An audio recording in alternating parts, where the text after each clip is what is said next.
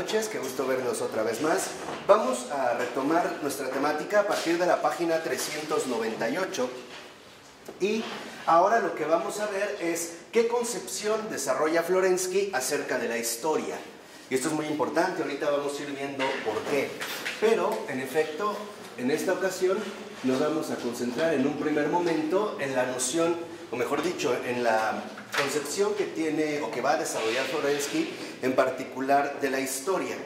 Entonces, lo primero que le interesa a Florensky es invertir esta concepción y mencionar que lo que realmente tiene un carácter profundamente histórico no son los acontecimientos generales, sino las excepciones.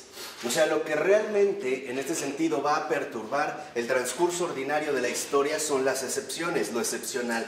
Y dice Florensky en los tres últimos renglones del primer párrafo: a la historia le interesa la excepción y la persona humana será la excepción por excelencia, dada su libertad y su unicidad. Entonces, lo primero aquí que retoma Florensky es que al referirnos a la historia, tenemos que referirnos particularmente al ámbito excepcional. Y lo más excepcional a lo que nosotros nos podemos encontrar o a lo que nosotros nos podemos enfrentar en el ámbito histórico es la persona. Y la persona por dos aspectos: por su libertad única y por su unicidad. Si lo ven entonces, aquí Florensky nos ha mostrado una perspectiva distinta a la que usualmente nosotros mantenemos. ¿Por qué? Porque por lo regular, cuando hablamos de historia hoy en día, en términos más bien modernos, pensamos en hechos o acontecimientos ocurridos en un determinado contexto. En realidad Florensky va más a fondo y dice: lo que realmente debe o le interesa a la historia es lo excepcional. Y dice en la siguiente cita, que es muy importante: nos interesa no lo general sino lo individual, pero lo individual es infinitamente múltiple. Y si además de los conceptos de lo general y lo particular no hubiera nada, no podríamos construir la ciencia histórica. Pero un tercer concepto ha sido desarrollado por Platón: el tipo, que es individual, pero sirve de figura para los otros individuos, al modo de los tipos literarios, que es lo que nosotros habíamos comentado la ocasión anterior, ¿se acuerdan? Donde habíamos mencionado precisamente el caso de Don Juan, en el caso de las figuras literarias. Entonces, lo que menciona es que la persona, a partir de su libertad y su unicidad, va a generar un determinado tipo. Este tipo es el que va a servir, por así decirlo, de molde para el acontecer histórico. Va a ser la figura o el modelo que se va a adoptar en una determinada situación. Por eso dice a continuación, un poquito abajo, dice más o menos unos 6 renglones más abajo, dice: ¿cuál es el término apropiado para lo que es único? Y dice Florensky: el nombre. Entonces, lo que va a articular la tipología de Florensky, el tipo, es precisamente el nombre. El nombre va a aparecer como lo único, aquello que de hecho va a resultar irrepetible o va a resultar precisamente excepcional. Y dice: los nombres son los centros alrededor de los cuales todo se articula. La historia en su esencia es tipología. Y dice: ¿qué es lo que manifiesta la vinculación entre los nombres? Y dice Florensky: miremos a la Sagrada Escritura. Abraham engendró a Isaac, etc. Esta es la quintesencia de la historia. ¿Pero qué significa engendró? Fíjense, aquí está hablando precisamente del nombre, o sea, de todo lo que un nombre puede contener, o todo lo que el nombre precisamente contiene significativamente en su propia realidad. O sea, los nombres para nosotros son sumamente significativos. Entonces dice a continuación: ¿qué significa engendró? Significa la relación más concreta entre dos personas. Engendró física, espiritual, científica, artísticamente, etc. La historia es una serie de genealogías. La estadística se refiere a lo monótono, a lo que se repite. En la historia nos interesa lo que siempre es nuevo.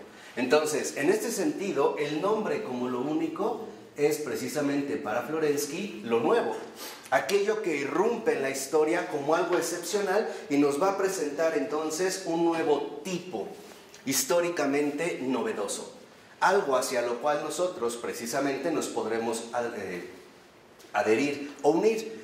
Quizá para nosotros resulte mucho más accesible el nombre de cristiano. Este nombre, aunque hoy tal pareciera que en los días que corren ha perdido su fuerza, en realidad también la adhesión a este nombre antes involucraba un profundo desafío. Tan es así que estaba de por medio la vida. Entonces, cuando nosotros asumimos un nombre, no estamos asumiendo una etiqueta. Ese es, vamos a decirlo así, el problema también en nuestra modernidad. Suponemos que los nombres son algo así como etiquetas para las cosas, o sea, algo externo a las cosas mismas, como una etiqueta que yo puedo cambiar. En cambio, lo que nos está recordando Florensky es que no es así. El nombre expresa lo nuevo. Y en este sentido, un nombre precisamente va a configurar un determinado tipo. Piense, por ejemplo, en el nombre de cristiano. ¿Qué es lo que realmente significa llamarse cristiano o tener el nombre de cristiano? Dice a continuación: por eso la Sagrada Escritura, que ofrece las personalidades más típicas, se convierte en la tipología por excelencia. El hombre religioso piensa en imágenes concretas.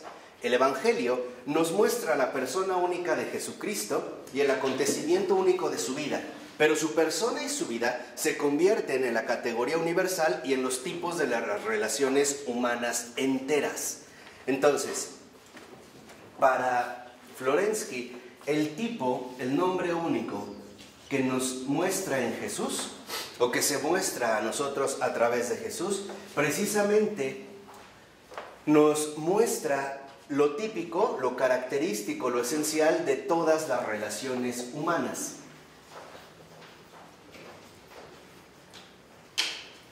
Y estas relaciones humanas básicamente dependen de dos ámbitos muy concretos. Primero, el tipo de relación que se mantiene con Dios. Y en segundo, el tipo de relación que se mantiene con los hombres. Entonces, ahí es cuando Jesús ya nos da toda una tipología, ya tipifica en su propia vida, en su propia obra, en su persona, tipifica claramente la base esencial de todas las relaciones humanas. Entonces, para Florensky, por ejemplo, por eso es que Jesús, para muchos, aunque no se adhieran personalmente a Él como Dios, sí lo pueden respetar a Él como un modelo, al menos como un modelo de comportamiento, como Kant. Por ejemplo, Kant podría aceptar de Jesús un modelo moralmente adecuado o perfecto, pero no aceptaría en este caso que Jesús es Dios. Pero hay un tipo, ¿no? Se va a expresar, hay un tipo. Por eso, entonces, aquí lo que también va a insistir Florensky es que el nombre es un principio creador. O sea, cada nombre es un principio creador. El nombre contiene también potencias, o mejor dicho, potencialidades creativas. La vida real de los nombres, que hoy para nosotros, les digo, ha perdido consistencia porque reducimos el nombre a una mera etiqueta. Entonces dice, la misma persona posee para Florensky en su nombre personal una escala simbólica de ascenso y de descenso, un patrón simbólico de crecimiento espiritual que no impide su libertad, sino que le aporta un esquema preciso para orientar sus estados de conciencia, de otro modo ciegos, en una dirección determinada. Entonces, aquí Florensky a lo que va a insistir es que, bueno, la persona también posee una constitución espiritual que hay que conocer y que hay que orientar en una determinada dirección. O sea, la persona requiere orientación. Esta orientación, por ejemplo, es cuando algunas veces nosotros nos preguntamos qué significa ser persona, o qué significa ser hombre, qué significa ser mujer, qué significa ser casto, qué significa ser humilde, qué significa ser, en pocas palabras, cuál es el contenido o el tipo que me transmite el nombre que estoy asumiendo. Hoy preguntamos por el significado de las palabras. Lo que nosotros diríamos en términos más profundos es, lo que nos cuestionamos es la realidad que conllevan los nombres, el asumir un determinado nombre. ¿Qué implica? Por ejemplo, es lo que les decía. De hecho, cuando uno asume un nombre, uno está asumiendo también un particular estilo de vida. Si no, la fidelidad con el nombre no se ve asumida, ¿no? Si yo digo, por ejemplo, que soy honesto, este nombre que conlleva la honestidad implica un compromiso, ¿no? O una fidelidad con este nombramiento. El problema hoy con nosotros es que hemos separado lo que decimos de lo que hacemos. O dicho de otra manera, hemos separado el lenguaje de la vida, como si nos fuera posible hablar sin que lo dicho quede vinculado con lo vivido.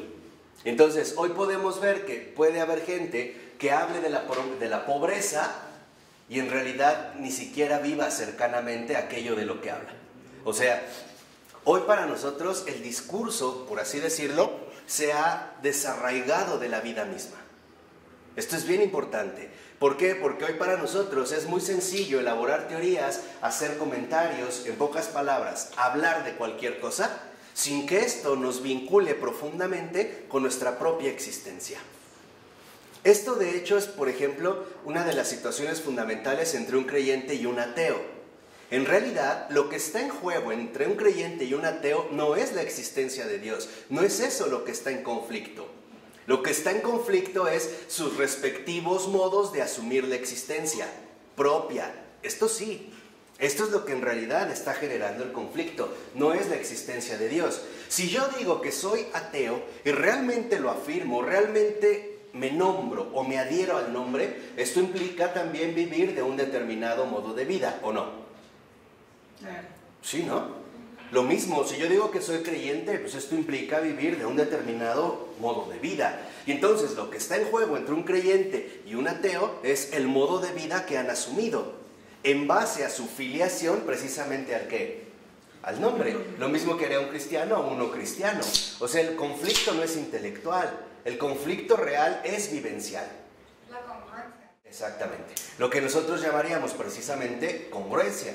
¿Cuál es el problema? Que nosotros hemos nominalizado las cosas. Otra vez, hemos vuelto el lenguaje una especie de instrumento enunciativo que no tiene más repercusiones que el hecho de elaborar un cierto discurso. O sea, en pocas palabras, que hoy podemos hablar sin que eso nos comprometa con lo que estamos diciendo. Hemos dividido las cosas. Algo que, por ejemplo, ya un filósofo como Wittgenstein insistió que no. Él insistió que los juegos del lenguaje involucran siempre formas de vida. De tal manera que la manera en la cual hablamos también pone al descubierto la manera en la cual vivimos. Por eso para él era tan importante el análisis del lenguaje. Otro filósofo contemporáneo como Charles Taylor, converso al catolicismo, en uno de sus libros que se llama La libertad de los modernos, le va a dedicar los primeros capítulos al análisis del lenguaje.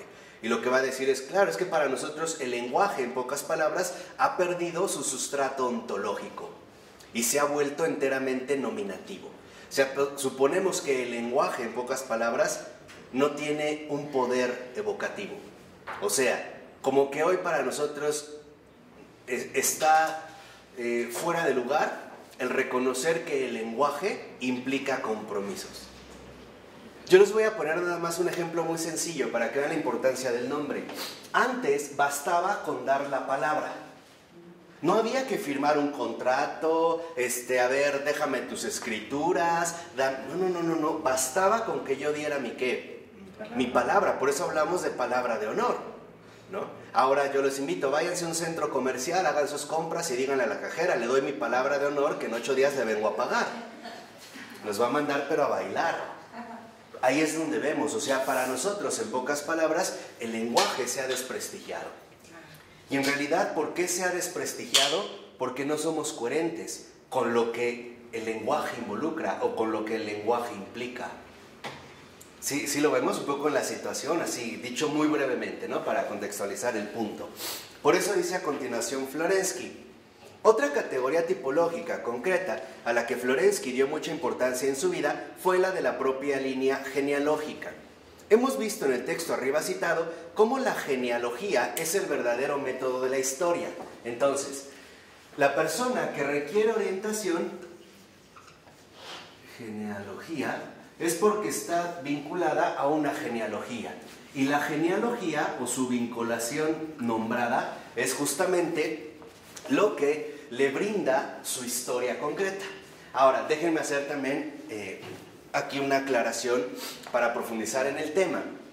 A diferencia de nosotros, al menos herederos de los modernos, antiguamente se tenía una clara conciencia de que una persona siempre era persona por sus relaciones inmediatas. Por ejemplo, no se hablaba de Gabriela como un individuo aislado, sino que se hablaba como de la hija de, o el padre de, o el hermano de. Por eso, por ejemplo, nosotros escuchamos, por recurrir al tipo perfecto, de Jesús de Nazaret, ¿no? Jesús de Nazaret. Jesús, cuando, por ejemplo, lo ven, que ya empieza como a llamar la atención, los propios fariseos dicen, ¿no es este el hijo de José y de María?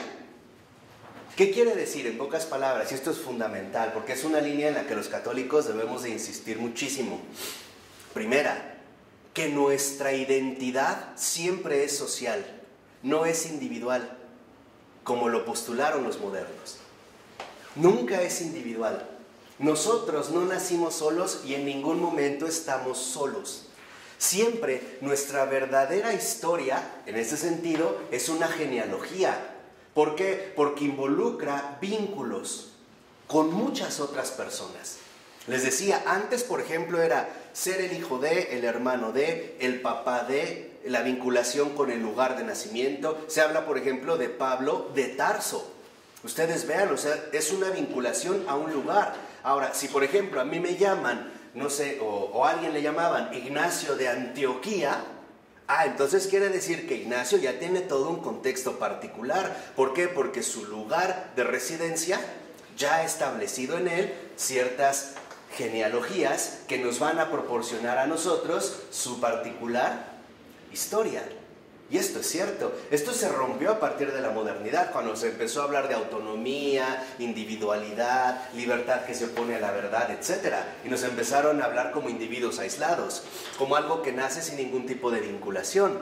Pero esto es nuevo, esto en realidad o como grupos, es reciente, o como grupos, pero que no nos vincula con raíces. O sea, la historia, precisamente en la genealogía, es donde hunde sus respectivas raíces.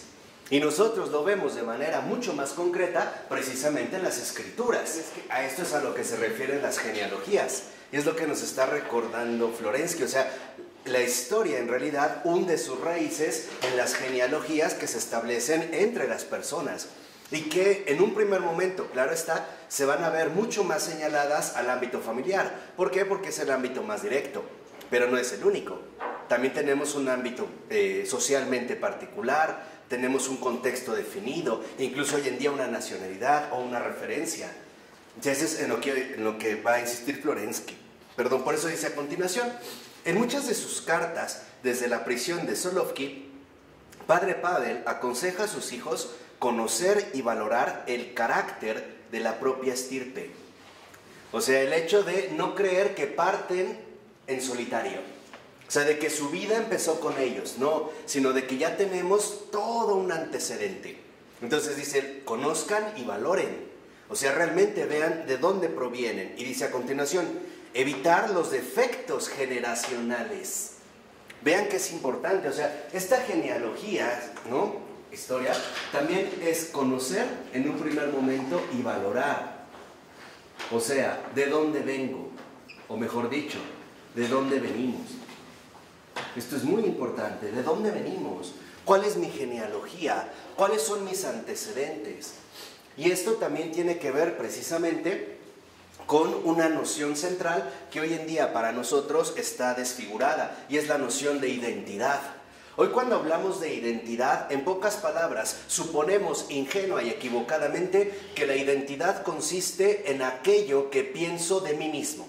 O sea, como si la identidad se forjara a partir de un aspecto psicológico. ¿Qué idea me formo de mí? Y no es esa la identidad. La identidad, de hecho, viene de un pasado lejano, más lejano que el mío. Cuando yo ni siquiera, y vean lo fuerte que es esto, cuando yo ni siquiera había nacido, mi identidad ya se estaba gestando. ¿Por qué? Porque una de las cosas que me van a ser transmitidas inmediatamente es la herencia cultural de los padres.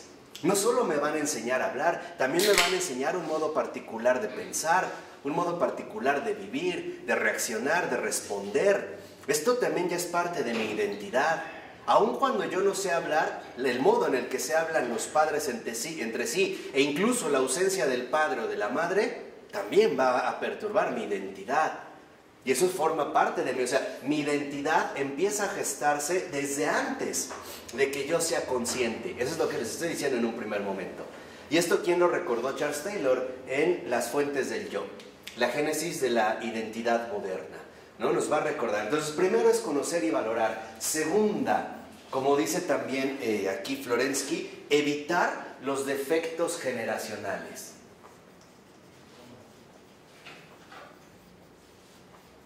O sea, lo primero es, bien, en mi identidad, ¿qué es lo que me ha sido transmitido de manera inmediata? ¿Cuáles han sido, por ejemplo, las formas de pensar y de vivir que mis padres o bien mi línea familiar más cercana me transmitió?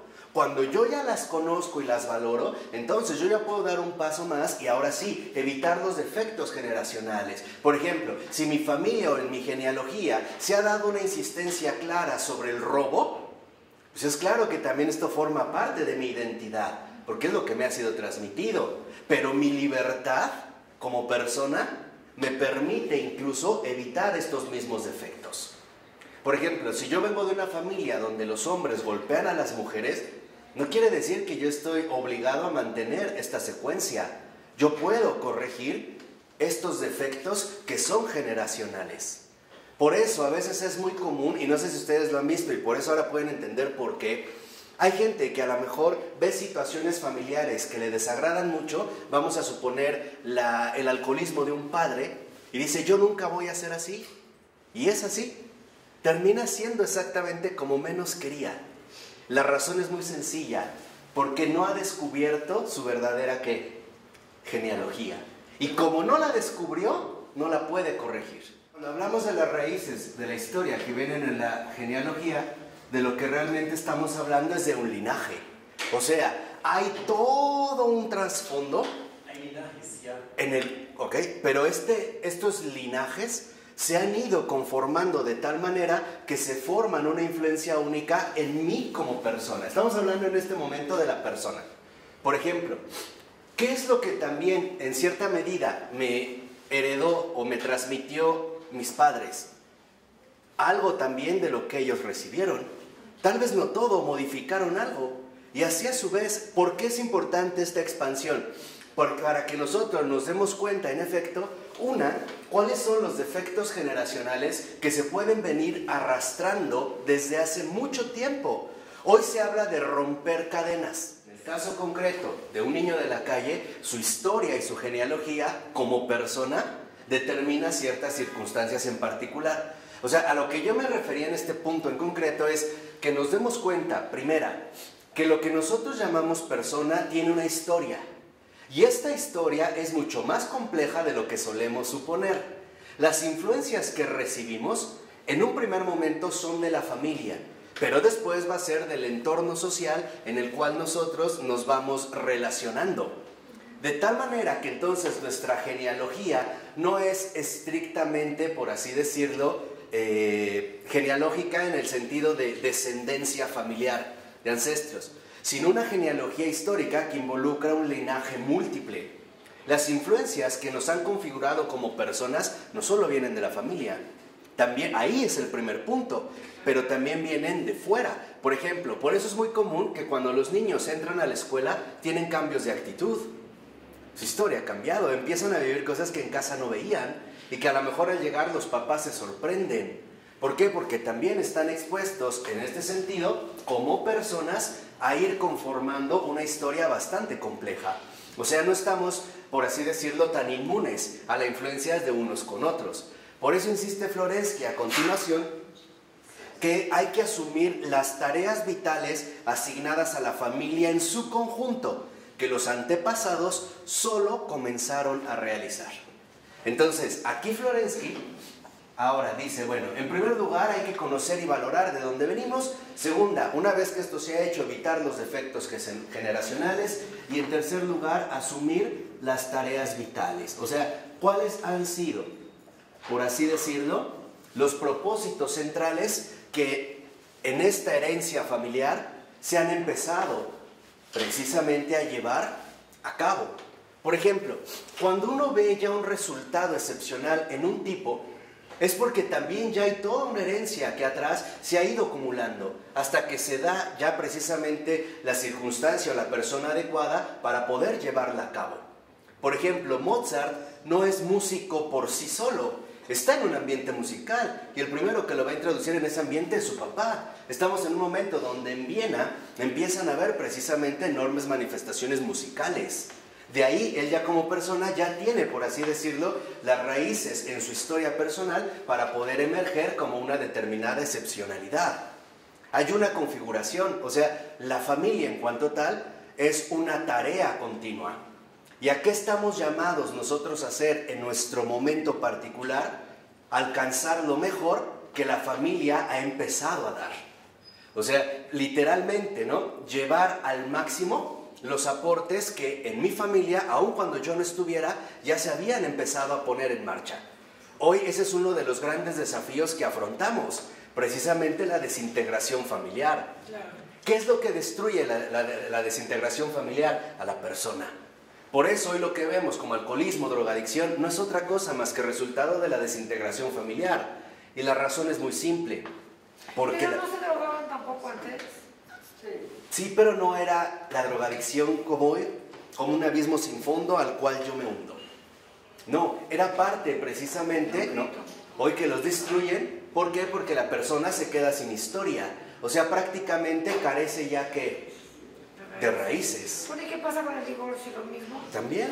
Por eso es que el divorcio y todo ello va, ahora sí, a fracturar fuertemente nuestra genealogía. Y por eso es que vamos a entrar en crisis. Lo que hoy nosotros llamaríamos precisamente crisis de identidad.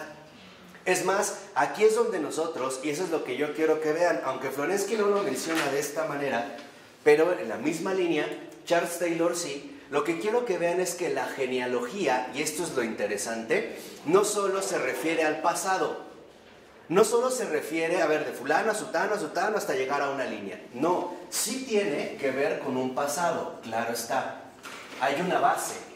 Pero la genealogía, este pasado, ¿dónde se hace palpable? Pues en el presente, ¿no? Todo lo que se ha ido acumulando en el pasado, de acuerdo con la persona en cuestión, es como se hará presente. Todo este contenido genealógico. Y no solo eso, ahora también nuestra genealogía, es decir, nuestra historia, también va a quedar dirigida ante todo al futuro.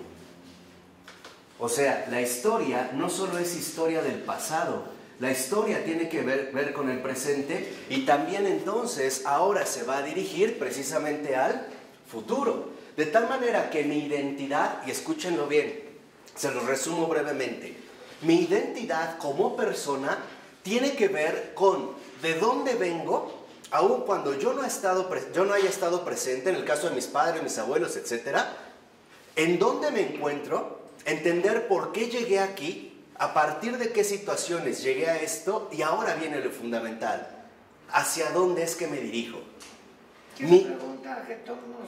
Mi identidad, en realidad, es también un proyecto a futuro, de tal manera que no estamos condenados a repetir la secuencia del pasado. ¿Por qué? Porque nuestra libertad nos permite precisamente irrumpir como una excepción en la historia. O sea, lo que les estoy diciendo es muy sencillo. No estamos condenados a repetir los errores del pasado. Ejemplos concretos. Podemos, por ejemplo, cambiar estos patrones establecidos. Si yo vengo de una familia donde los hombres son infieles, yo no tengo por qué literalmente formar parte de esta historia. Yo puedo aceptar que he sido fuertemente influido en el pasado por la infidelidad, que en mi presente mi persona está inclinada o conformada por los modelos que establecen el comportamiento infiel.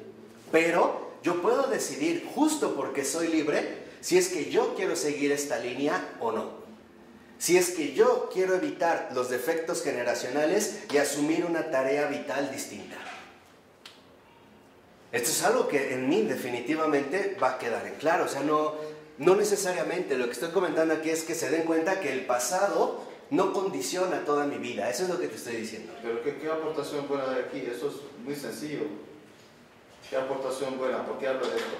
¿Por qué habla de esto? Porque en nuestro contexto moderno suponemos que la historia únicamente se refiere al pasado y quedas encerrado en tu propia individualidad. Y no es así, exacto. Y esto no es así. O sea, lo que nos está recordando Florensky, y esa es la aportación, es que la genealogía, ante todo, nos va a dirigir a nosotros a orientar. No se pierda, dijimos que la persona requiere orientación a una organización espiritual. O sea, a lo colectivo, ¿no? Claro. ¿Verdad? Por eso Florensky es muy consciente de que lo que llamamos genealogía es precisamente la manifestación concreta de una organización espiritual. Las fuerzas vitales que se han puesto en marcha, todo lo que se ha llevado a cabo, de tal manera que entonces nuestra historia tiene antecedentes, claro, y estos antecedentes nos han llevado a nosotros a una situación muy concreta del presente. ¿Qué nos toca a nosotros? Purificar. Ver qué sigue. Pero esta purificación tiene como propósito el futuro, porque esto no está a mi alcance, pero esto sí. Y entonces, esto también, ¿qué trae consigo en nuestra historia? ¿Qué es lo que introduce en nuestra historia? Esperanza. Cuando un Freud decía infancia es destino, lo que estaba diciendo es, mira, lo que tú viviste de niño te dejó traumado y con complejos terribles que no vas a poder superar nunca. Vas a ser una persona traumada toda tu ¿qué? Tu vida. No es cierto. ¿Por qué? Porque ahí es confundir la historia con la individualidad y no con una organización espiritual. De tal manera que entonces, para Florensky, en efecto, y ya lo veía muy bien George, lo que llamamos humanidad es, en cierto sentido, una gran familia, donde se han recibido influencias de muchos lados que han pasado a formar parte, por ejemplo, de nuestra propia historia. O les decía, lo que en términos modernos llamamos identidad. ¿Y esto qué trae consigo? Pues un enorme sentido de esperanza. Si yo no asumo la organización espiritual de la historia profunda, o sea, de la genealogía, un niño de la calle o un huérfano como yo, estamos pero jodidos. Somos continuadores inconscientes. Exactamente. ¿Qué es lo que ahora dice? ¿Qué es lo que diría, por ejemplo, eso que dices de inconsciente? ¿Qué es lo que diría Florensky a diferencia de Jung? Diría, lo importante es que no seamos continuadores inconscientes de este inconsciente colectivo que nos mueve. No, sino que seamos conscientes de los antecedentes que hemos tenido, conocer y valorar, que nos propongamos evitar estos efectos y que asumamos una orientación distinta con las tareas vitales que aún tenemos pendientes. O sea, la historia sí crea una conciencia. Sí, claro. Es evidente conocer la historia para crear una conciencia. Claro. Entonces no puede ser dejarnos llevar por una especie de inconsciente incontrolable, ¿no? La mente se convierte en una finalidad moral. ¿De quién va a retomar aquí la idea Florensky? De Vladimir Soloviev. Vladimir Soloviev es uno de los grandes intelectuales rusos del siglo XIX y principios del siglo XX. También él va a ser como un maestro, una fuerte influencia, por ejemplo, para Dostoyevsky al momento de escribir Los Hermanos Karamazov. Y va a reconocer Soloviev que era muy importante desarrollar precisamente una filosofía de la familia y del linaje. Y véanlo, yo se los he insistido, estas son las grandes aportaciones de los verdaderos filósofos, se anticipan a los conflictos que están por venir. ¿Cuál es hoy en día una de las verdaderas catástrofes que estamos viviendo? ¿No es la desintegración familiar? Claro. ¿No es literalmente esta una de las fuertes, vamos a decirlo así, conflictos que está tronando a la humanidad entera, especialmente en Occidente? Esta desintegración familiar. Soloviev ya con 100 años antes estaba dando un remedio. En la 399, en la última cita, dice: en una familia organizada espiritualmente, la actitud de los padres respecto a sus hijos es determinada principalmente por la concepción del destino supremo del hombre. ¿Qué es aquí, con términos más sencillos, lo que está diciendo Soloviev, Vladimir Soloviev? La verdadera educación que los padres le dan a los hijos depende de su concepción del hombre y de la trascendencia que éste tenga. Hoy, como nosotros no tenemos una concepción trascendente y profunda del hombre, educamos a nuestros hijos en base a las metas a corto plazo. Ejemplo, muchas veces, ¿qué es lo que le sugiere la madre o el padre a su hijo? Cómprate un coche, ten tu casa, compra tu departamento, ten un buen trabajo, gana un buen salario, hazte la liposucción, etcétera, y ya. Viva el futuro desde el presente hoy en día. Sí. O sea, en realidad no hay futuro. No hay futuro. O sea, todo se busca, ¿no? Llevar a cabo en este sentido. No, o sea, digo, ir para el futuro desde el presente. O sea, el presente aquí es y ahora. Placer, y desde ahora, pues, de vivir el futuro, ¿no? Ajá. El presente, o sea, máximo placer, ¿no? Claro. Por eso el criterio moderno es únicamente aquí y ahora. Por eso es que vivimos, y esto también vale la pena mencionarlo ya para que lo entiendan bien, por eso es que en efecto vivimos en una edad secular.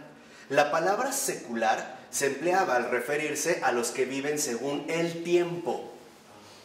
Por eso cuando se decía saecula saeculorum, por los siglos de los siglos es mientras haya tiempo, antes de que irrumpa la eternidad, por todo el tiempo, pero que no nos haría salir, literalmente en pocas palabras, de nuestra realidad temporal. Por eso nuestra cultura hoy es secular. No es tanto porque no sea creyente. No es esto. Eso es como simplificar las cosas. Es secular porque vivimos según las reglas del tiempo. Hay personas que tú lo has escuchado y te dicen, por ejemplo, te voy a dar un caso muy concreto de este movimiento secular, que te dicen, no, mira, todo se paga en la vida. El cielo y el infierno están aquí. Eso es secular, porque lo está reduciendo todo al esquema temporal. No hay más allá, todo es aquí. Todo lo bueno aquí, todo lo malo aquí. Eso es justamente secular. ¿Qué pasó? Lo primero que a mí me interesa precisamente que nos demos cuenta es que hoy vivimos una etapa secular. ¿Por qué? Porque tal parece que nos aferramos al tiempo. Por ejemplo, el uso de colágeno, las cirugías plásticas para quitar, eso es secular. Porque es aferrarse al tiempo. Es más bien buscamos ir contra el tiempo. Exacto, queremos en este caso, ¿no? Aferrarnos al tiempo, luchar contra el tiempo en una competencia en la que definitivamente siempre salimos perdiendo. Esto es secular, o sea, es el aferramiento al tiempo, no es algo que tenga que ver precisamente con la existencia de Dios. Por eso, dice a continuación, la finalidad de la educación consiste en asociar la vida temporal de esta generación futura con el bien supremo y eterno, que es común a todas las generaciones, y en el cual abuelos, padres e hijos están unificados indivisiblemente. O sea, ¿cuál es el final de la educación familiar? Esto es súper importante. Primera, recordarles a los hijos que no todo termina aquí, que en realidad hay todavía aún más allá. Un ejemplo concreto que ahorita me recuerdan es precisamente el de Agustín. Agustín, siendo joven, él tiene esta vivencia de la trascendencia a través de Mónica. Su primera vivencia de la iglesia es a través de su madre. ¿En qué es, en pocas palabras? En lo que le insistía Mónica, en algo muy concreto, que la vida de Agustín se estaba desperdiciando. Muchas veces le dijo Mónica a Agustín, hijo, Agustín, tienes talento, pero lo desperdicias. ¿Por qué lo desperdicias? Porque únicamente te estás, vamos a decirlo así, proyectando o dirigiendo al tiempo. En este caso, ¿qué es lo que buscaba Agustín? Fama, reconocimiento, prestigio, honores, éxito. Y cuando llega, por ejemplo, Mónica y le hace ver esto a Agustín, lo primero que Agustín va a percibir es una fuerte duda. ¿Cuál es la primera duda que siembra Mónica en Agustín? El hecho de que Agustín, vamos a entrar al corazón de Agustín, se pregunte algo. ¿En realidad valdrá la pena lo que estoy haciendo? Esa es la primera gran enseñanza que Mónica le transmite a Agustín. ¿Realmente valdrá la pena desgastarme y consagrarme a esto? Ok, ya soy famoso, ya tengo reconocimiento, pero en el fondo estoy vacío.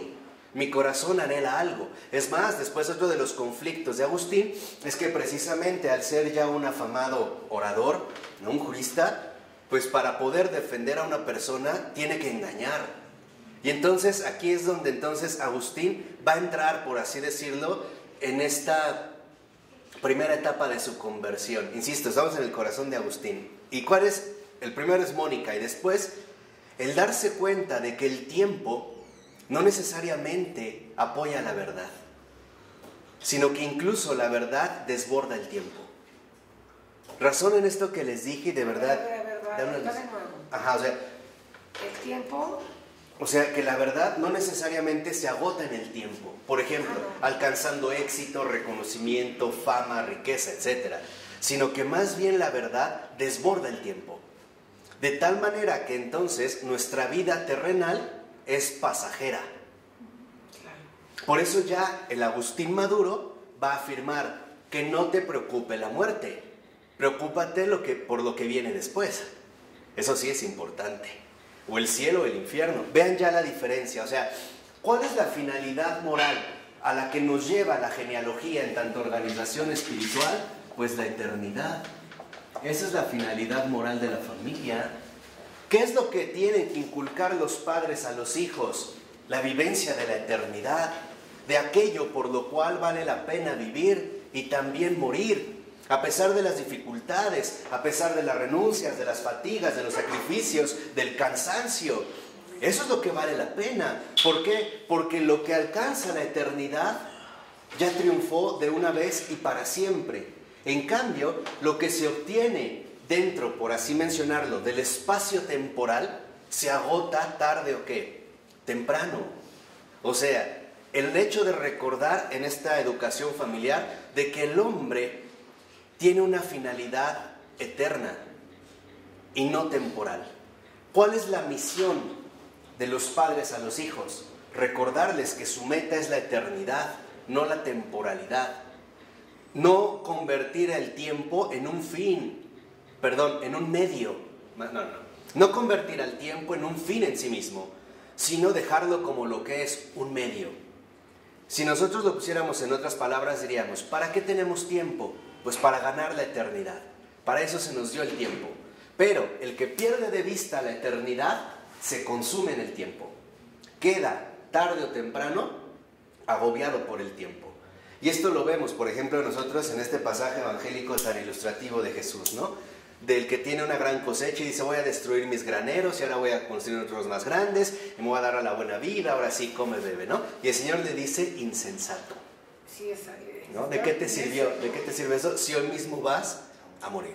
Entonces, ¿qué es lo que está denunciando en este sentido Soloviev? Y lo hace en una obra muy buena que se llama La justificación del bien, que afortunadamente ya contamos en español y tiene poco que salió.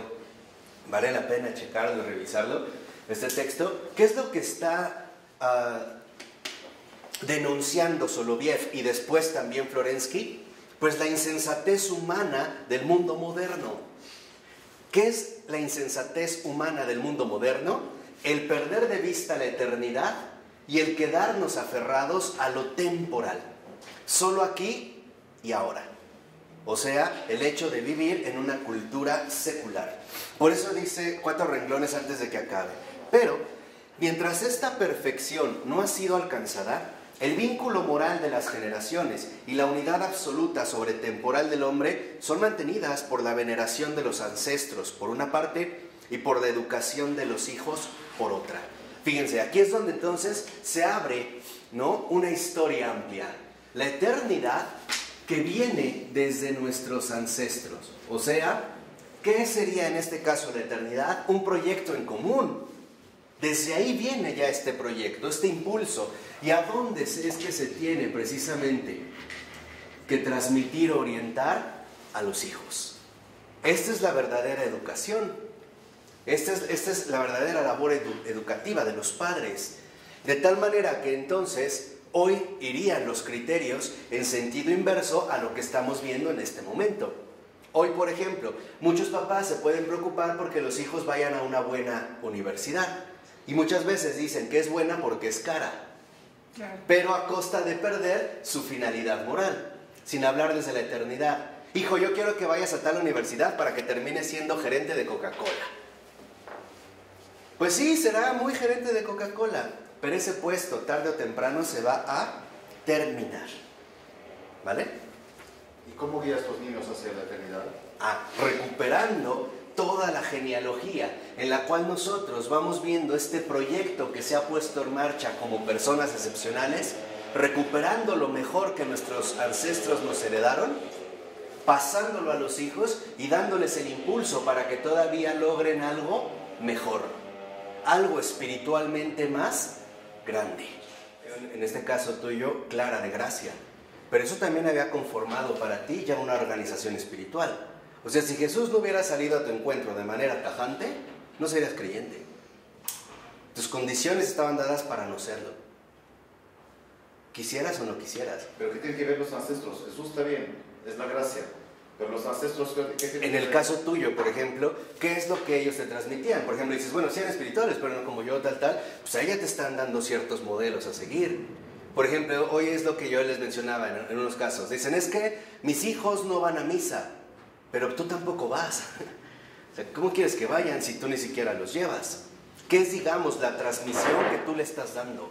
O sea, es parte de lo que precisamente, insisto, vuelve a configurar nuestra historia. ¿Por qué? Porque nuestra historia no es individual. Tenemos influencias que espiritualmente se han ido conjugando poco a poco. Por ejemplo, no siempre este tipo de influencias serán positivas. Habrá momentos donde estas influencias sean bastante negativas. Desde el modo en el que te hablaban, el modo en el que te trataban y sobre todo y más delicado, ¿de qué temas te hablaban? ¿Qué era lo que te transmitían, por ejemplo, estos abuelos? ¿Qué es lo que realmente te ponían a ti en camino a la eternidad? ¿O te desviaban de esto? Esto, lo notes o no lo notes, forma parte de lo que tú eres. Genealogía, y en la cual hunde sus raíces nuestra historia, es lo que nosotros llamamos personalidad. En síntesis, podríamos decir que mi personalidad no es solo psicológica. No es cierto, es social. Nuestra personalidad ha sido conformada en base a nuestros ámbitos sociales de convivencia, o sea, en base a nuestros ámbitos sociales de interacción. Mi personalidad no solo es una preferencia psicológica o un perfil, como decimos, ¿no? El perfil psicológico que tengo. No es cierto. Hay influencias incluso que pueden venir de muy atrás, transmitidas a través de uno u otro. Por ejemplo, puede haber un cierto modo de concebir las cosas que a lo mejor viene de mi tatarabuelo, llegó a mí a través de mi madre. ¿Nos diéramos o no nos diéramos cuenta? ¿Puede ser bueno o malo? Los dos.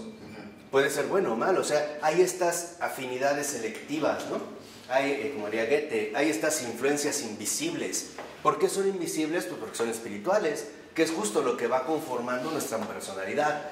Por eso es que, por ejemplo, cuando alguien quiere arreglar un particular problema psicológico, hay que hablar de los padres en primer lugar. ¿Cómo es la relación con tus papás? ¿Cómo te vas a contar? No es gratuito, no es nada más porque sí. Porque esto es lo que ha condicionado en gran medida la conformación o bien la deformación de tu propia personalidad. Por eso va a citar el texto a otro pensador ruso que es Trubashev. ¿Qué dice Trubashev en la página 401? Dice: todas las características de la invariable de la personalidad poseen tres diversos límites posibles. Pueden gravitar en torno a 3 puntos, más o menos. Pero en cada uno de los límites y en todos los grados intermedios se conserva el mismo tipo y la invariable característica del nombre, del rostro, del propio linaje, del tipo psicológico y del tipo de crecimiento. Todos estos tipos en su conjunto conjuntan la invariable singular de cada personalidad.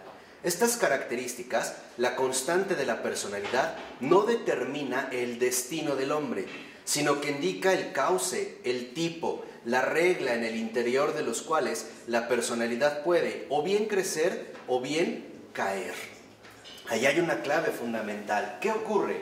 Que personalidad no es igual, y por eso lo tacho, personalidad no es igual a destino. Ya vimos antes por qué. Que era una de las tendencias psicológicas que hoy se venían imponiendo. Por ejemplo, a mí me ha tocado conocer mucha gente que sus verdaderas distorsiones de personalidad vienen de los abuelos, no de los padres. Ahí es donde está el nudo del conflicto. Es más, me han tocado conocer donde las distorsiones o los quebrantos de su personalidad no vienen de la familia, vienen de los novios o de las novias o de un amigo. Forman parte también de su propia ¿qué?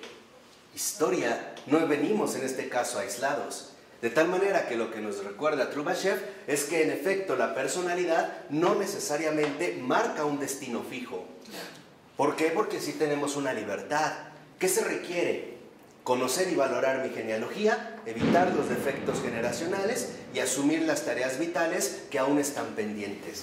Por eso dice a continuación, el desarrollo de la persona y por consiguiente su felicidad eterna, su justificación, no depende del tipo de desestructuración que no está en sus manos sobrepasar, escuchen, sino que depende de su voluntad libre de desarrollar su camino vital con el tipo que le ha sido otorgado por Dios como una regla y un mandamiento.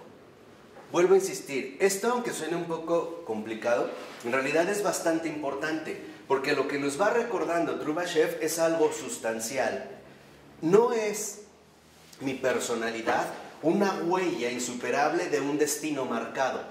Un poco lo que nos mencionaba Joana, ¿no? Es que mis papás fueron así, así, entonces yo lo llevo. No. ¿Por qué? Porque sí tenemos una voluntad libre para poder cambiar justo la historia. Es más, aquí Trubashev va todavía un paso más y nos dice, esta voluntad libre es un mandato divino. O sea, ¿qué es lo que Dios quiere que nosotros hagamos? Que nos libremos de los caminos equivocados que han sido transmitidos de generación en generación. O sea, ¿qué es lo que Dios nos manda? Ser libres, libres del error. Por eso nos da una voluntad. Dime. Cada vez soy mejor persona. Claro, pero el ser mejor persona involucra tener clara cuál es tu real historia. No la historia selectiva que tú quieres hacer. Tenemos influencias de verdad de muchas situaciones. Es más, un libro leído en la juventud puede influir bastante, aún sin darnos cuenta. Ay, ¿cómo no?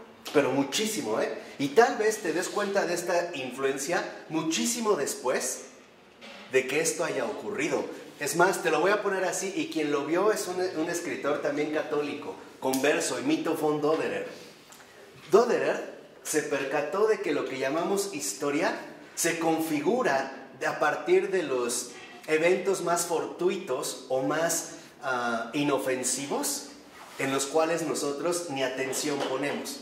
Por ejemplo, las charlas ocasionales que aparentemente no tuvieron ningún tipo de impacto en mí, pero que dice Doderer, son estas pequeñas fuerzas que en nosotros van conjugando lo que él llamaba una historia adjunta, una historia fundamental. O sea, en pocas palabras, para nuestra personalidad, para nuestra historia, cada detalle cuenta.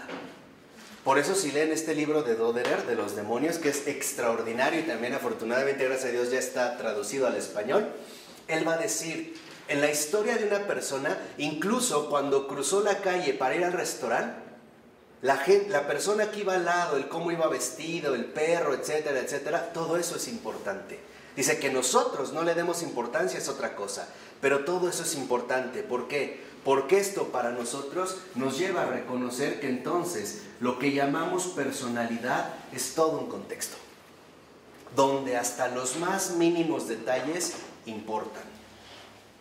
¿Por qué no somos capaces de ver nuestras acciones malas? Y somos, o sea, sí podemos vernos de los demás muy fácil, o sea, a veces cometemos lo mismo que los otros y inmediatamente reconocemos que alguien hizo mal y nosotros lo estamos haciendo. Porque nos enceguecemos.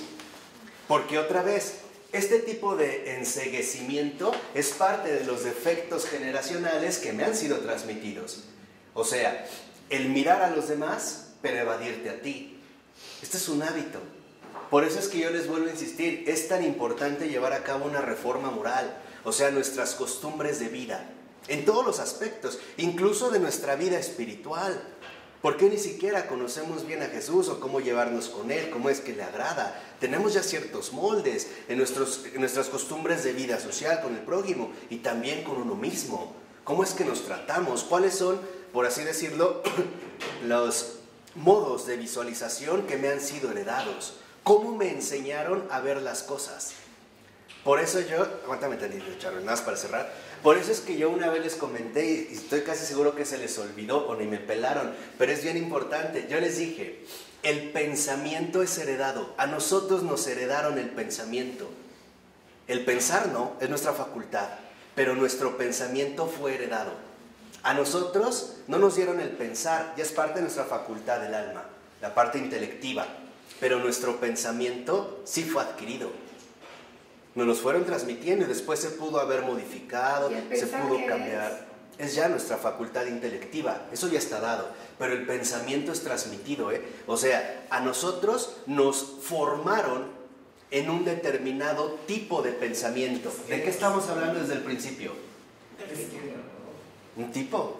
O sea, ya nos marcaron una tipología. Y no es esto, a veces los tipos equivocados que asumimos, lo que nos lleva precisamente a complicar un profundo encuentro con la verdad. Saulo, después Pablo de Tarso. Pablo de Tarso era un fariseo. Aparte es un fariseo serio, convencido. Su forma de pensar es coherente con su forma, ¿qué? De vivir. De tal manera que cuando, por ejemplo, Saulo es el primero que se ofrece para ir a perseguir a esa bola de cristianos hacia Damasco, ¿no? El Señor le sale al encuentro. No solo cambió la forma de vivir de Pablo, también cambió su forma, ¿qué? De pensar. Y esto es tan notorio que incluso los propios apóstoles al principio, salvo Pedro, no les despierta mucha confianza. Oye, pero ¿cómo es posible si tú hacías esto? Hasta que él empieza a mostrar que en efecto hubo un cambio dado. O sea, lo que quiero que entiendas en este caso, Elías, es que el pensamiento es un hábito. Ajá. Son hábitos. En síntesis, todo que ustedes lo ven como rodeo, para mí era muy interesante, ¿no? Lo que se daba es reconocer que nosotros somos, en efecto, productos de una herencia, en todos los ámbitos, pero estamos llamados a no quedarnos en esta herencia. ¿Por qué? Porque se nos ha dado precisamente una voluntad libre, que se puede literalmente oponer a los errores transmitidos. Y también se puede, escuchen, disponer a los buenos propósitos. Entonces, aquí, en nuestra voluntad, por ejemplo, bueno, nada más lo comento, en nuestra voluntad hay dos ámbitos muy concretos, la oposición y la disposición. Hay cosas que en la voluntad se deben oponer, pero hay cosas en las que uno se debe disponer. O sea, la oposición y la disposición. Por ejemplo, cuando tú dices no a algo, es una oposición, pero es porque estás dispuesto al sí en otro ámbito. Hay cosas a las que no podemos decir sí, por ejemplo, ¿no? Necesitamos mantenernos en esta voluntad de oposición, pero esta oposición a su vez nos lleva entonces a marcar claramente cuál es mi disposición. Entonces, esta situación, en el caso del paganismo, se vivía como una tragedia. Pues porque era imposible para los paganos escapar del destino. Hicieras lo que hicieras, no puedes escapar de tu destino. Lo vemos, por ejemplo, no sé, en estas tragedias que es como, a mi entender, la aportación. Los mismos hindúes viven eso. También, o sea, no puedes tú escapar a tu destino. Es más, ya está escrito y hagas lo que hagas, simple y sencillamente no te vas, en ese sentido, tú a poder escapar, ¿no? Aquí lo vemos, por eso les digo, a mi entender, creo que lo más valioso, la aportación más valiosa que nos transmitió Grecia, más profunda, más fecunda, más honda, es el espíritu trágico. Yo creo que uno aprendería más leyendo a los trágicos que leyendo a los filósofos griegos. Por fin el mundo, ahora sí, tuvo esperanza. Hasta antes de Cristo no hay esperanza, en ninguna cultura. Ustedes revísenla. No hay. Hay incluso intentos desesperados por tratar de alcanzar esta esperanza, pero no se alcanza. Por eso dice, seguimos con Trubashev, en la página 402, a partir del segundo renglón. Dice, la antigüedad se acercaba a esta idea de la voluntad de Dios confundiéndola con el destino. Pero, mientras que el salmista bendice a Dios por el ordenamiento que le ha concedido y pide que le sea manifiesto, el pagano intenta huir del destino. Y no estando en sus manos luchar contra él, se acoge a los dioses para que le libren. Una observación bien profunda. ¿Por qué los griegos entonces tenían tantos dioses? Porque era un intento desesperado de que alguien los salvara. Tiene un sentido, no es porque sí, no es porque sean tontos, no. Por eso les decía, lean también a los griegos, en serio. a los trágicos griegos, las tragedias de los griegos. Es más, acabo de ver un libro ya publicado de las tragedias completas de Eurípides, Esquilo y Sófocles. Nunca las había visto juntas. Léanlas, o sea, no es porque sí. Por eso yo les decía, por ejemplo, el Deus Ex Machina, que tradujo el Dios salido de la máquina, en una ocasión se los comenté, era en el momento en el que terminaba la tragedia, la gente quedaba devastada. Porque ¿qué es lo que les estaban recordando los trágicos? Estamos jodidos. Hagamos lo que hagamos, nada nos puede salvar, excepto un Dios. Y entonces lo que hacían era un artilugio por unas cuerdas, donde al final de la tragedia y la gente quedaba conmocionada, iba bajando un Dios. Y es curioso porque venía del cielo a la ¿qué? A la tierra. Ahí hay unos signos muy bonitos, de verdad. La pedagogía de la providencia, analizándola en detalle, vemos cómo los fue preparando. Anhelaban, en pocas palabras, sin forzar las cosas, al que venía del cielo, y al que venía del cielo a la tierra. Solo un Dios podrá salvarnos. Por eso fíjense ahora lo que dice a continuación. O la voluntad santa de Dios, o el destino trágico predeterminado. He aquí la alternativa en la comprensión de la invariable personalidad. O sea, en la personalidad, que ya ahorita analizamos, ¿qué les parece? Que había dado un gran rodeo. En la personalidad, nosotros tenemos dos opciones, y solo dos, no hay más. O Dios, o el destino. O Dios o el destino. O sea, o Dios, que nos brinda la libertad real de hacer una excepción en la historia, cambiar el transcurso histórico de nuestra vida, el romper con esta genealogía heredada, el transmutar la herencia. Es más, podríamos decir, nos da la libertad para transfigurar esta herencia, de tal manera que incluso aunque haya sido corrupta, ahora esto ayude para un beneficio mayor, o bien el destino, o sea, la muerte, la fatalidad. Por eso es aquí donde también nosotros debemos de distinguir algo extraordinario.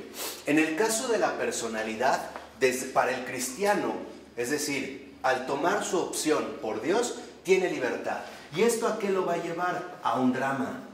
Nuestra existencia es dramática, pero no trágica. El destino que nos lleva a la muerte es la tragedia. ¿Cuál es la diferencia entre un drama y una tragedia? La tragedia no tiene solución, es insoluble. El drama siempre tiene una opción diferente. O sea, el drama podrá ser complicada la secuencia, pero siempre hay una esperanza.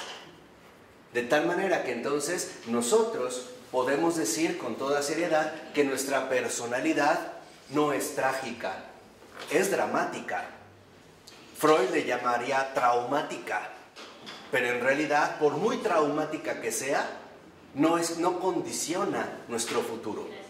¿Por qué? Porque Dios puede intervenir en cualquier momento y bajo cualquier situación, sea lo que sea. Así como puede haber una persona que mataba a niños, los violaba y se los comía, y puede terminar en un altar. Sí, no, es para que vean esta situación realmente dramática, ¿eh? No, para que vean que, no, ya esto lo lleva, no, en serio que no. Para que les quedara claro, o sea, para que vean realmente en qué radica la libertad. O sea, la libertad que Dios nos brinda es para poder afrontar nuestra dramática existencia con esperanza. De hecho, esto es lo que sostiene al cristiano. Por eso nosotros sabemos, si realmente somos cristianos, que nuestra meta está hasta el final. Que en mi transcurso yo puedo caer y recaer, pero no importa, mi propósito es claro, es la eternidad. Voy en camino literalmente hacia la eternidad. O, por así decirlo, para ponernos en marcha hacia el cielo. Entonces, ¿qué es lo que viene a hacer en este sentido el cristianismo? Pues claro, nos viene a sacar entonces... Si Dios no hubiera existido, ¿cómo estuviera el mundo? En la muerte, claro. No habrá posibilidad de salvación. Por lo tanto, no habrá libertad, no hay esperanza, no hay ilusión, no hay nada. Si no hubiera venido Cristo a salvarnos. De tal manera que entonces, por ejemplo, hacia aquí, cuando lo vemos en esta situación, Entonces, ¿cuál es una de las cosas que en efecto van a intervenir? Pues el suicidio, por ejemplo. El suicidio, en efecto, es producto de esta muerte, en la cual se ve como una tragedia. En este caso yo les decía, por ejemplo, una persona que comete un crimen grave y dijera, Dios no me va a perdonar, y en su desesperación incurriera en el suicidio, formaría parte justo de esta ¿qué? Tragedia. En cambio, en el drama es, he hecho lo peor, pero Dios es bueno, tendrá misericordia de mí. Ese es vivir la libertad, sea el caso que sea. Por eso les ponía este ejemplo tan drástico, para que vean de lo que está en juego, no es poca cosa lo que está de por medio.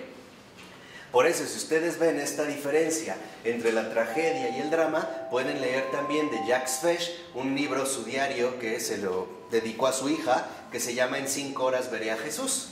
Alguien que en un accidente, a partir de un robo medio mal planeado, le dispara a un policía, lo mata y lo condenan a muerte. Estamos hablando en Francia del siglo XX.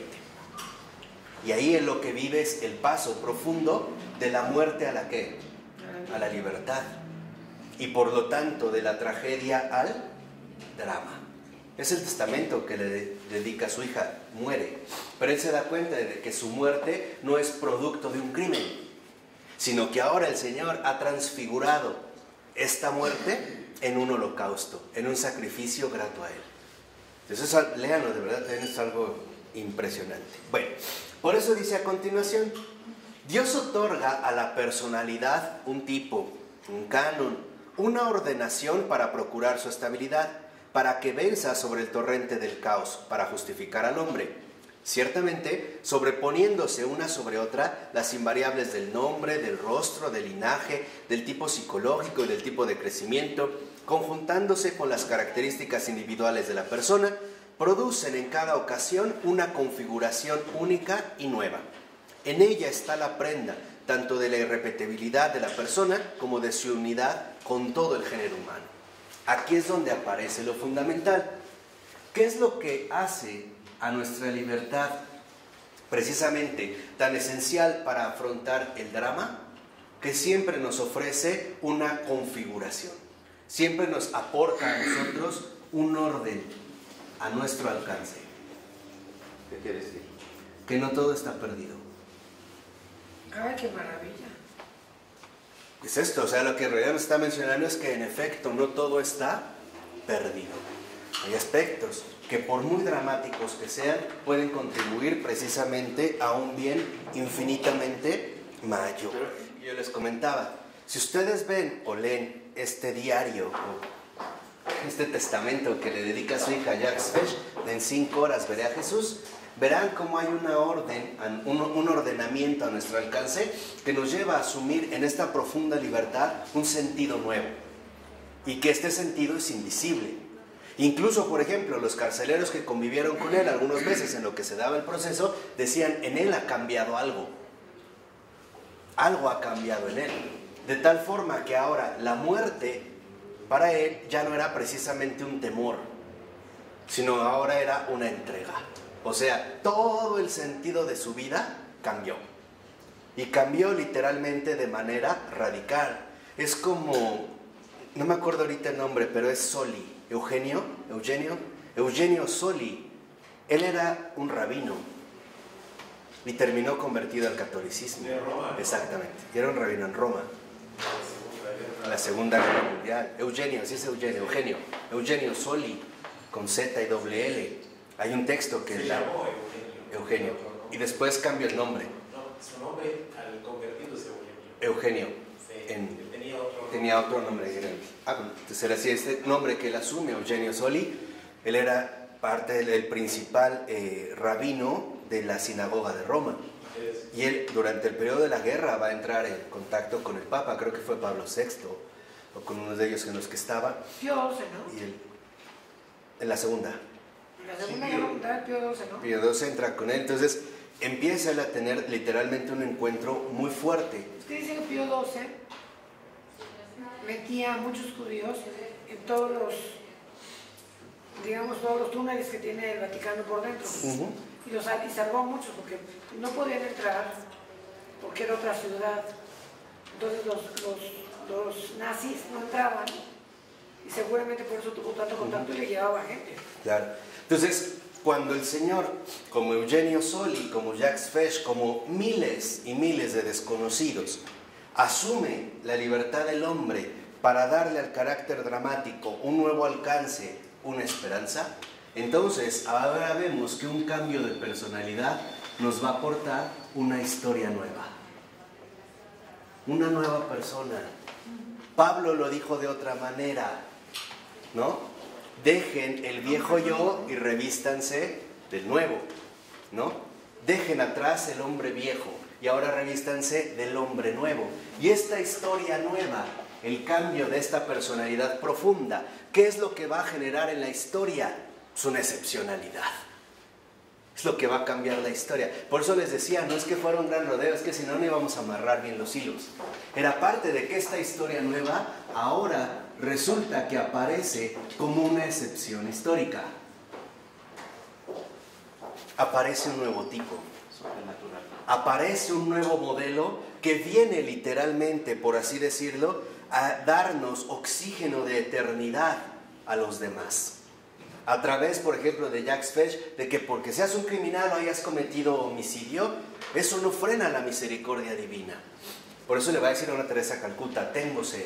Y esta excepción histórica, en este sentido, es ya un acontecimiento sobrenatural. Ha venido literalmente, ¿no?, a renovar los cauces de la historia. Es un acontecimiento sobrenatural que, como ya lo habíamos insistido en varios momentos, alcanza el orden cósmico del universo. Va a tener estas repercusiones. Ahora vemos por qué Florensky insistía que lo que le interesa a la historia son las excepcionalidades. O sea, las obras concretas que el Señor lleva a cabo, a pesar de todo. A pesar de nuestra genealogía, a pesar de toda nuestra carga, Dios sí nos hace verdaderamente libres. Sí nos libra, de todo aquello que nos ha venido precisamente aquejando. Por ello entonces, dice al iniciar el otro párrafo, el problema de la persona humana que no encuentra un concepto abstracto y universal que pueda definir su ser, será el de hallar en todos los campos el tipo con el que configurar su propia vida interior, la categoría concreta, el nombre o el modelo que le sirva de orientación. ¿Quién va a ser este nombre o este modelo? Jesús. Él va a ser el tipo de los tipos, el modelo por excelencia, porque como lo vimos antes, es literalmente el modelo de todas las relaciones humanas. Dice a continuación, esta búsqueda constituirá, como veremos, uno de los ejes centrales de la salvación, cuyo anhelo será, por tanto, encontrar el nombre de los nombres, la categoría que contenga la plenitud de toda la riqueza personal expresada objetivamente, que sea no un concepto, sino una idea, un principio creador, permitiendo así a la persona la salida de sí y la creación de su propio contenido empírico. Y esta categoría será un rostro. Cuando vemos cómo el salmista decía, ¿no?, tu rostro es lo que quiero ver, Señor. Que haz resplandecer tu rostro sobre tu siervo. Que tu rostro resplandezca. Entonces, este acontecimiento sobrenatural es la manifestación concreta de un rostro. Y este rostro nos lleva a reconocer entonces que también se trata de una persona. En este caso lo que podemos ver es que precisamente con la manifestación del rostro, incluso sin exceso podríamos decir la epifanía del rostro, se manifiesta Dios como lo que es, como una persona que su sola presencia perturba el ser del hombre. Pero se manifiesta esta persona en la persona nueva. Se manifiesta en la persona vieja haciéndola nueva. Y una vez que se ha manifestado a esta persona, cambiando su personalidad y aportando una historia nueva, entonces la manifestación del rostro se va a hacer extensible a toda la humanidad. Aquí es donde vemos, o sea, al género humano. De tal manera que este acontecimiento sobrenatural repercute en todo el género humano. ¿Quién es el santo que más lo ha transmitido? Jesús. Aparte, un santo. San Francisco de Asís. Yo creo que ha sido uno de los que ha tenido este impacto. Últimamente más cercano a nosotros, Juan Pablo II. Tenía como este carisma del rostro, de la transmisión, ¿no? A mí no me tocó verlo, la verdad, pero yo conozco personas que me han dicho, mira, yo en realidad no soy creyente, pero vi a Juan Pablo II y algo tenía, algo transmitía, o sea, te daban ganas de llorar, de ir y de abrazarlo, solo con verlo, o sea, y estoy hablando de personas que no creían o que sí creían, y que causaba en este sentido como un impacto muy marcado, ¿no? Aquí, en efecto, en este plural, vale la pena retomar, y es a lo que iba, que cuando nosotros hablamos del rostro que repercute en todo el género humano, vimos ahorita el aspecto personal, pero este rostro también tiene un nombre. ¿Cuál es el nombre de este rostro? La comunión de los santos. Esta comunión de los santos, y repito, conocidos y desconocidos, hay muchísimos más santos desconocidos que conocidos, pero muchísimos más, que ni imaginábamos realmente que eran santos, que ellos probablemente tampoco, ni cuenta se dieron, algunos sí mantuvieron el anonimato, pero aquí lo importante es que este rostro se da como la comunión de los santos, y por lo tanto en la comunión de los santos, en esta excepción histórica, es lo que nosotros también llamamos iglesia. Ahí está la belleza de la iglesia, precisamente en esta luminosidad renovadora, ¿no? En este aspecto renovador. Híjole, para lograrlo. Déjate. Pidan y se les dará, ¿no? Eso es todo. Bueno, hasta aquí lo vamos a dejar para tomar